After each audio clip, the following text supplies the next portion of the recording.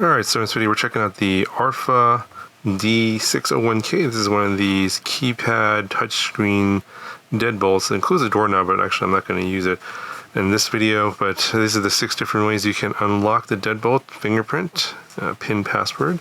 There's an auto lock, I'm not sure what that means, and then we'll talk about that. App control, so you use an app on your smartphone, and then the mechanical key. There's an actual key there you can use.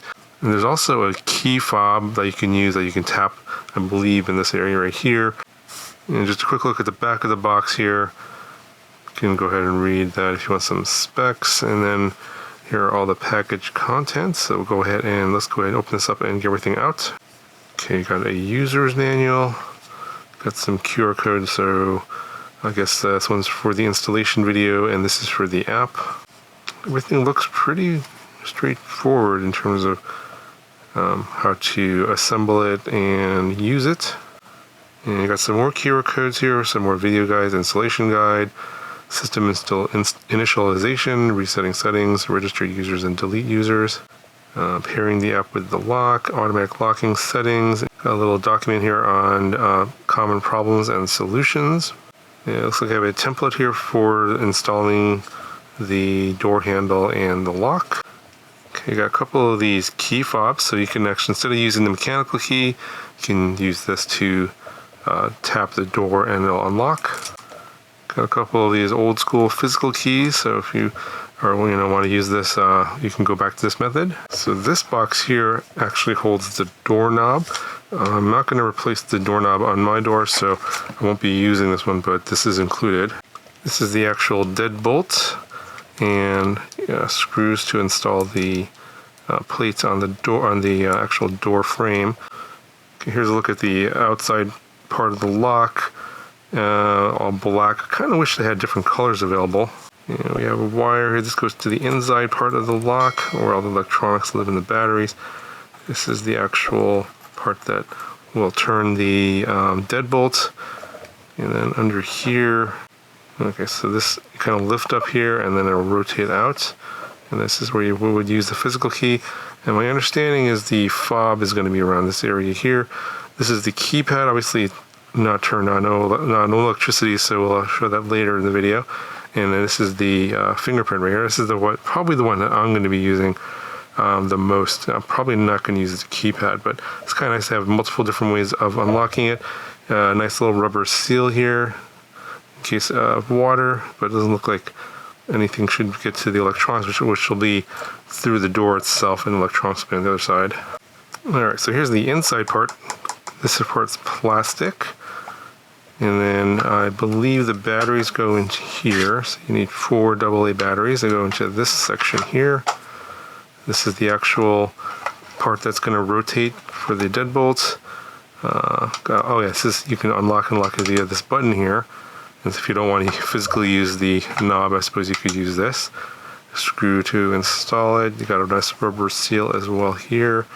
That's where that portion of the lock will go in on this side. This is on the inside here. Take this little cap off. It's going to go in there, and then through that deadbolt that's going to be installed in the door. And then this is where you are going to plug in the plug there. That goes to the electronics. Yeah, so I think that's pretty much in terms of all the parts. I'll go ahead and get this installed on the door. Again, I'll link those videos if you don't want to scan those QR codes. I'll link those down in the video description. In terms of the installation, it looks pretty straightforward. And we'll go through the process of getting my fingerprint in here so that it will unlock when I use my thumb or fingers.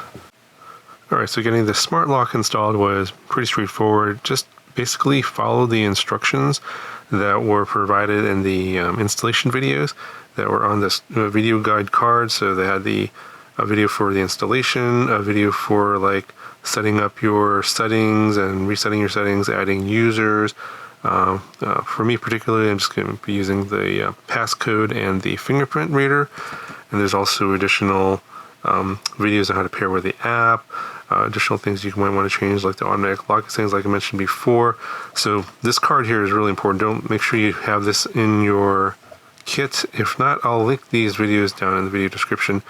They're really short videos, very straightforward. It took me like, I don't know, 10 minutes to install the smart lock. The thing that I'm not going to use, so I'm not going to use obviously the fobs. You have to register for those. Those are included, but I have no real need for that. And the other thing that I'm not going to use is the app. So I'm just going to talk about it briefly here.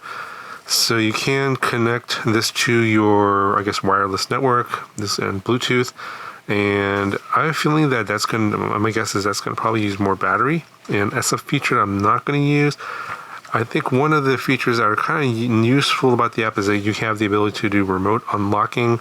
Maybe if someone's delivering a package or something like that. Also have the ability to add a temporary passcode to the lock via the app. So for example, if maybe you have like a house cleaner or housekeeper or something like that coming to the house temporarily, you want to give them a passcode for the day, they can get in the house, and then that will be disabled after a short period of time. That's all stuff you can do with the app, but this is something that I personally am not going to be using, but it's nice that this has that capability.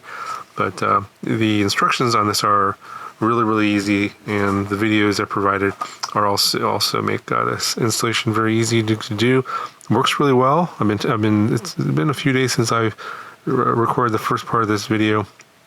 Haven't had any issues. I've been kind of testing it here and there when I had a chance to go downstairs, and it seems to be working as expected. No unusual behaviors like, for example, like, oh, it just randomly and spontaneously unlocks. Haven't seen that. Nothing like that. Nothing weird like that. And the fingerprint reader works really well. So overall, pretty happy with this product. I'll link this down in the video description if you guys want to check it out. That'll do for this video. I'll talk to you guys in the next one.